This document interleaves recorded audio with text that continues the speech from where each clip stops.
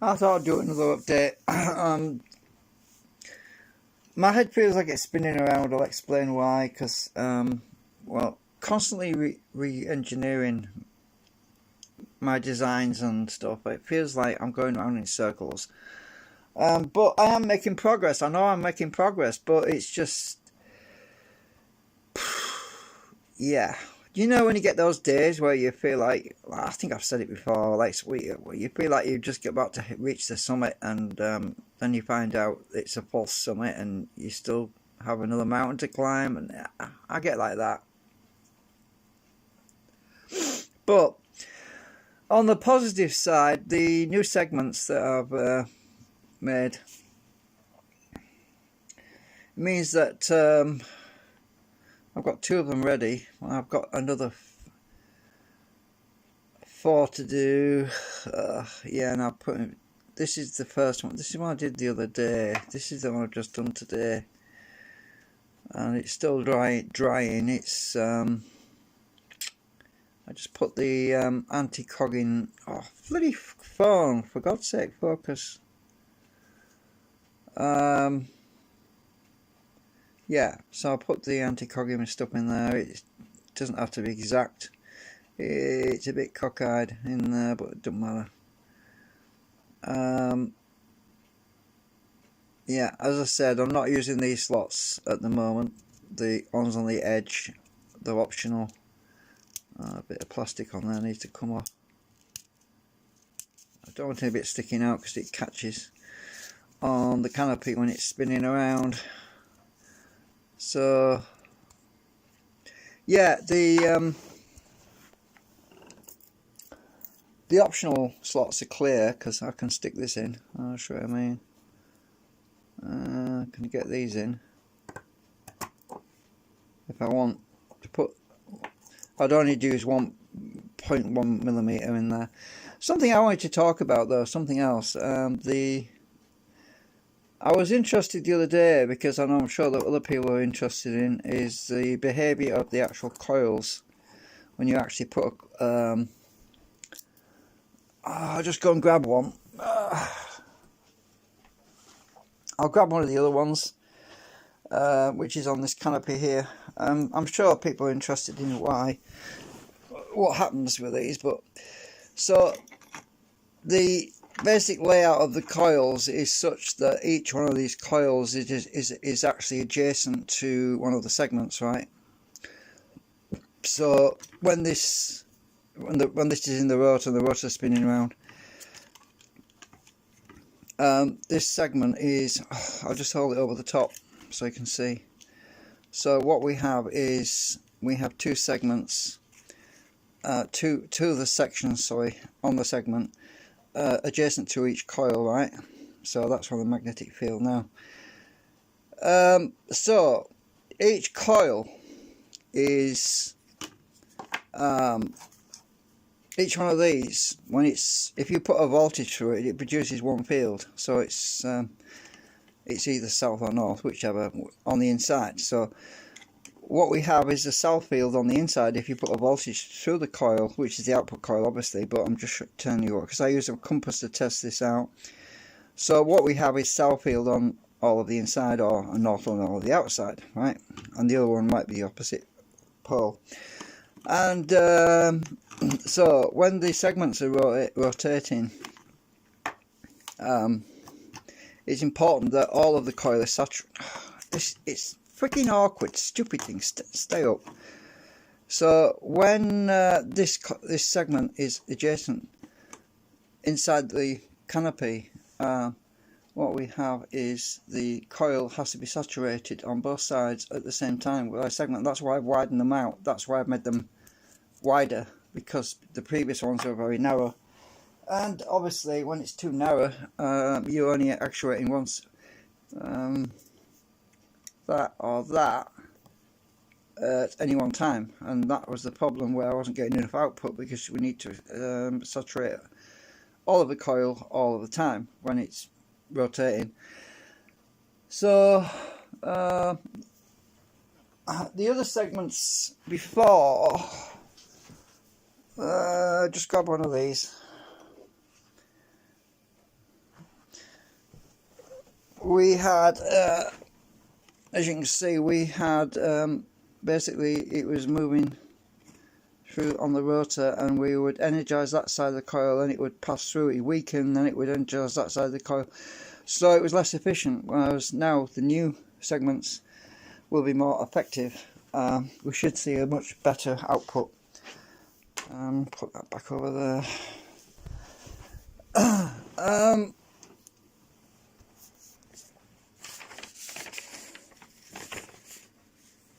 Right, what else is there? I don't know.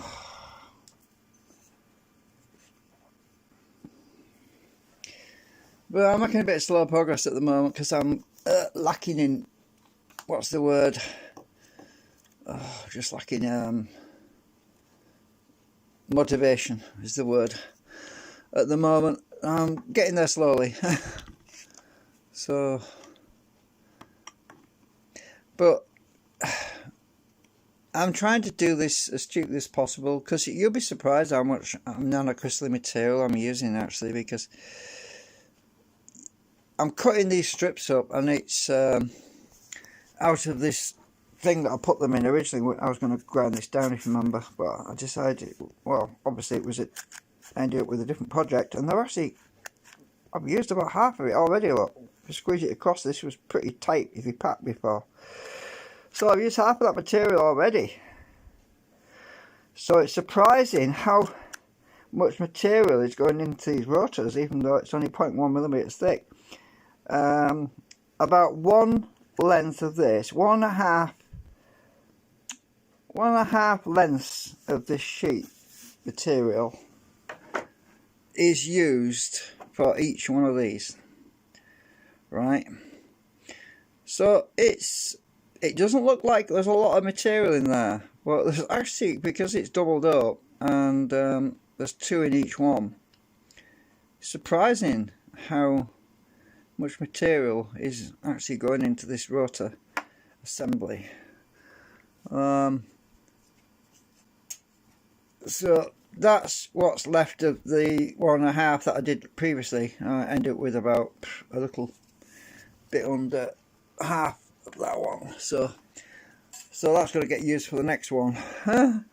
Yeah, and luckily I was able to use my measuring thing, which I'll stick my square in to cut the strip off, which is, because these have to be thinned out a bit because they're a bit too wide, and all the bits that get cut off end up in my noodle pot thing, all these long strips, and those are the ones I'm using to make these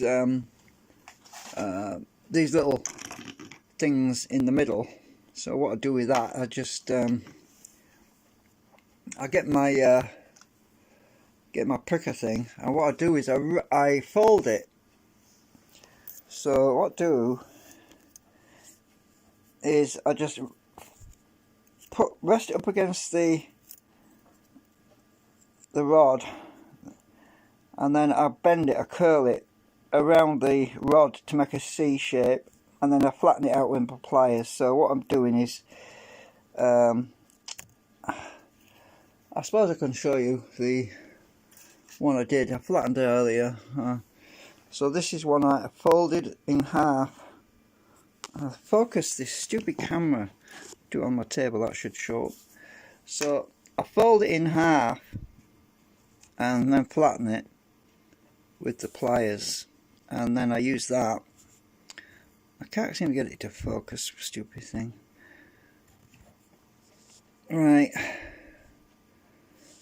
and then I use that, and I stick these in the middle sections, and I just break it off, because this is it's kind of brittle, so it just snaps off when you fold it and you bend it over. It just snaps off. So that's what we're using for the centre bits. It's not that critical really. It's just to reduce the cogging effect. Yeah, I thought I'd give you an update on that.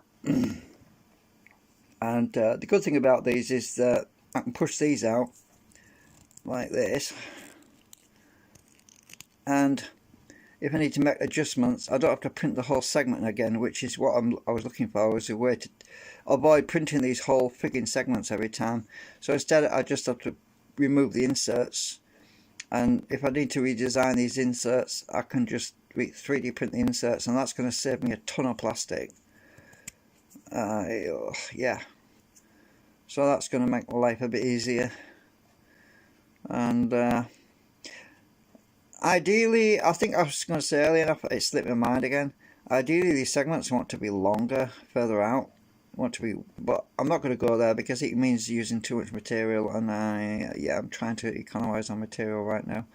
But by having a larger width, it means the rotor will be a lot bigger, but I would have more room for wires, which means I'd have more output, and that is possibly a future option, but I'm not going to go there right now. I want to keep this simple, small, so that it's a prototype testing rig. That's what it's about. It's really just to test out the whole series without using loads of copper wire and loads of materials. It's to keep things as cheap as possible. So yeah, but I'm hoping that we're going to see a big improvement in voltages when these are all done. We should get close back to 3 volts on each canopy. Well, not this particular one, obviously. I mean the one with all the wire on it, the one that's across the room. The one over here. Oh yeah, and I did wind another coil for the bottom canopy. You can see it there. I wound it differently. It's wound in the same form, but more wire is under.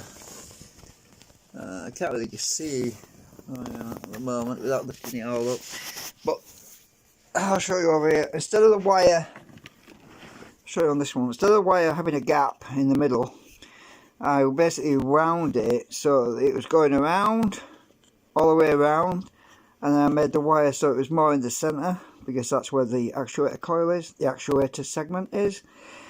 Also, I'd wind it around here, go around this leg, go back through the centre, all the way around this leg, all the way back, do a few loops around that pin, then I would come all the way around this one again, then I would go around here, around this middle peg, down through the centre, all the way back, and do that a few loops on like that, and until the wire was basically populating this whole area all the way around, so it was more dense. And when I get the new segments in, I'll be able to test that new coil, which is over there. I'll be able to test it to see how much of a difference that makes. Where's my torch gone? I want to show you better. It's hard to see. Get some light on it. Oh, that capacitor's in the way. Yeah, I'll put capacitor on it as well, but the flipping belt's in the way as well. Right, so where's the lens? Let's see if I can show you on the back, because the capacitor won't be on the back. Just to make it without pressing buttons. You should be able to see it on the back.